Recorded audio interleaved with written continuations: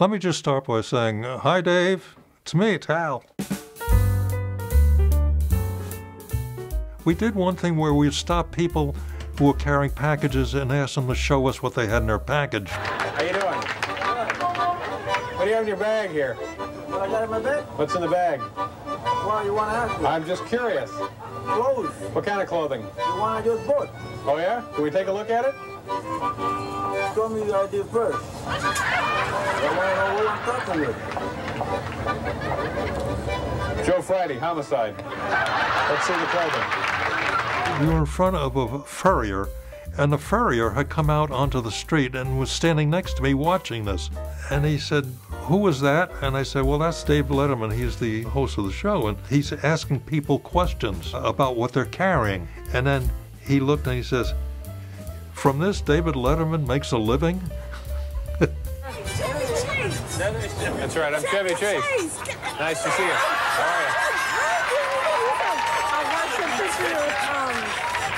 are you? Let me ask you a question. Did you enjoy Fletch? Did you go see Fletch? No, I didn't see Fletch. How about National Lampoon's European Vacation? Did you enjoy that? I'm going to watch. Oh, please go see that.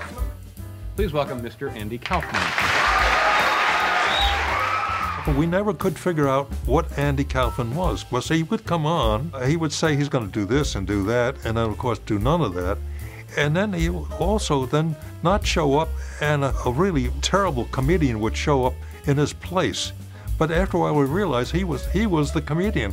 There was some discussion at that time that you, in fact, were Andy Kaufman, and that there is no Tony Clifton. Well, I don't know anything about that. I'm not talking about. Kaufman's been using my name to get places.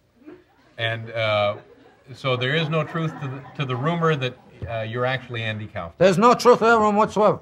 You look like you're kind of a health nut. Do you work out? Yes, I do. Yes, I do. Lawler came on, and he was talking about Andy Kaufman in very derogatory ways. I could have sued you for everything you're worth. Well, and I didn't, because I'm not that kind of a guy. Yeah. You know what? What kind of a guy are you? No, you're not the kind of guy you're. I'll just be over here. We're going to as far as I'm pause here for concerned, station identification, get the hoses out here. I looked at the tape afterwards. It's interesting. We realized that when Andy Kaufman came in to sit in his chair, he adjusted the chair closer to the edge of the platform, and we figured that he knew they had worked this out before, and he wanted to make sure the chair was in the right position so he would fall, and so they were professionals. They knew what they were doing. But you're a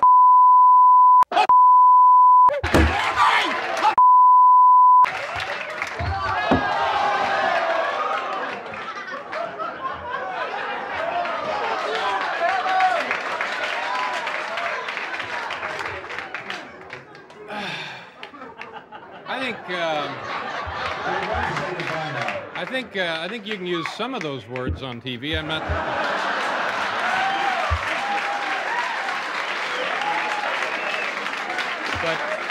But what you can't do is throw coffee. I've said it over and over again.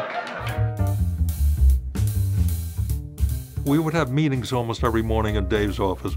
I would generally button them up like this in the wintertime. And then one day I came in, it was now first day of summer, and I had unbuttoned it, and it was open. And then Dave, he says, the top button's unbuttoned. What happened? And I said, it's summer, Dave. That's what I do. I unbutton that top button, and I can get through the summer that way. And he insisted on my doing that on the air. And people still remember that. How stupid can we be? Hi, Hal. Hi, Dave. How are you? Fine, thank you. Now, Hal, as I understand it, this is how you kick off the spring and summer season. You do this every year. Every year. It's sort of a ceremony. It's sort of a tradition. That's something right. you look forward to, something I look forward to. Right. And what exactly is it? Well, Dave, all I do is unbutton the second button. You unbutton the second button. Anton, drum roll, please. A drum roll.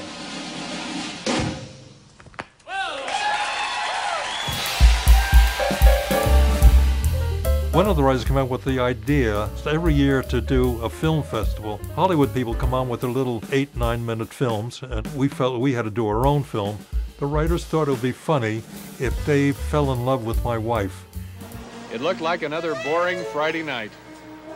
For months, Paul had been trying to set me up with the right girl. I never dreamed that tonight she would walk into my life.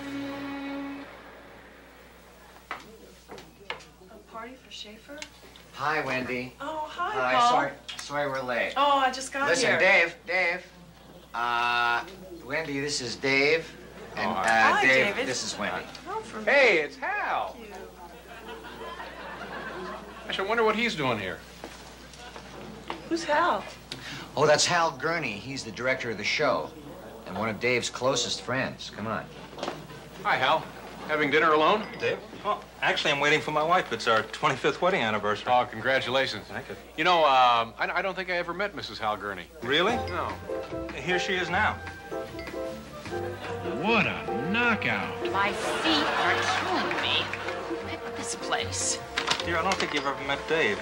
No, I don't think we've ever met. A perfect Hello. woman, nobly planned, to warm, to comfort, and command. What was that, Dave? Wordsworth, Ode to a Woman with a Rose. Oh, you must be interested in flowers. Has Hal talked to you about our garden? No, he hasn't.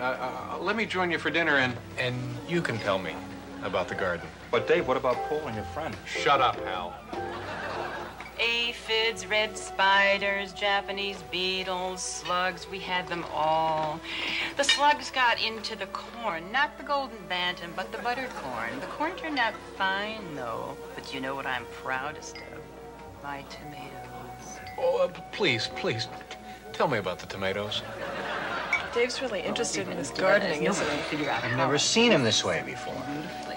Well, the tomatoes came in bigger this year than ever before, and there wasn't a single slug on them. The only problem is I had to give most of them away because my husband won't eat anything with tomatoes in it. Your husband? Yes, Hal. Oh. Right. Hal says he can't eat tomatoes because of his sensitive stomach, but I think he just doesn't like my cooking. Doesn't like your cooking? Doesn't like your cooking? And you, Hal Gurney! I better go talk to him. Waiter? Dave, what has gotten into you? What's the matter with you? Are you blind? Hal is no good for that woman. I love her. Love her? She's already married to Hal. They've been married 25 years. To me, they look pretty happy. Oh, yeah? Well, Hal Gurney does not have a monopoly on happiness. I want my share. And I'll tell you something else. I don't care what it takes. I'm going to make that woman mine. And have acknowledged your consent before us. Now, by virtue of the authority vested in me by the laws of the state of New York, I pronounce you man and wife. You may kiss the bride. All right, I did it. I married Mrs. Hal Gurney. Yeah. Yeah, you did. But at what cost? By stealing Hal's wife, you have alienated everyone on the show. Why do you think that nobody came to your wedding? Paul, that's not true. Look, here's Biff Henderson, one of our stage managers. Hi, Biff. Dave, here's a little gift from everyone on the crew. Look, I don't care what you people think. For once in my life, I'm happy. Come on, honey.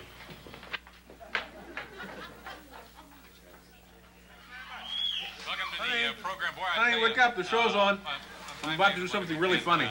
You're not going to sleep through the honeymoon, are you? Come on, wake up. Yeah, look, see what I did here? I pretended like the joke didn't work, and then I made a really goofy face, and I got a huge laugh. That was pretty good, huh? You know, now that you're my wife, you'll learn all the tricks that I use to make the show a big hit. Doesn't the director have a lot to do with it?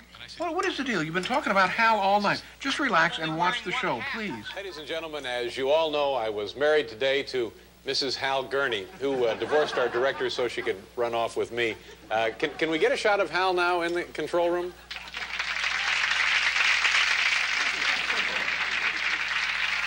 Hal. You know, I think we've seen enough. This is not going to work. I know what you're thinking. I should leave right now and go back to Hal. Oh, no. No, what I was thinking is, tomorrow when I get to work, I'll fire Hal. No, I think my idea is better. Goodbye, Dave. Oh, no, please, no.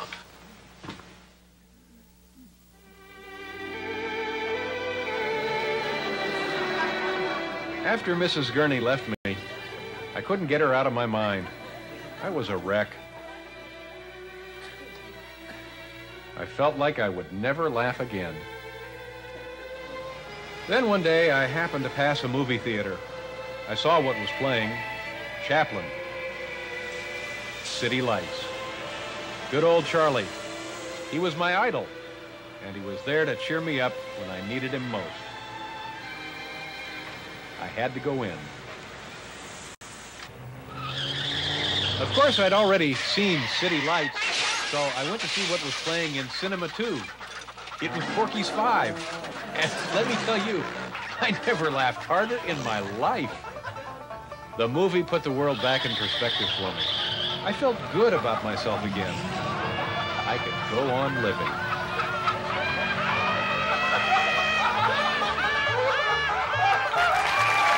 I got to know the woman who played my wife, and she was Milton Berle's girlfriend for years and years and years. And I said, what was it like all those years with Berle? I thought he was very funny. Oh, funny, yeah. She says, but what did you get out of it? He says, all I got out of it was some really not very good sex and a set of matched luggage. And I'm sure she used that line over, but I fell down laughing, and a set of matched luggage. But she was wonderful.